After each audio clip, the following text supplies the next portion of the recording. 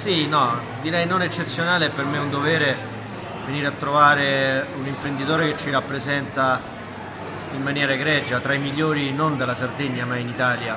Quindi Sergio, l'Autovam, ormai da anni si contraddistingue per i risultati commerciali, parlo di vendita vetture, di veicoli commerciali, ma si contraddistingue soprattutto per la capacità della sua organizzazione di saper capire e soddisfare i propri clienti con tanta spontaneità ma anche tanta professionalità.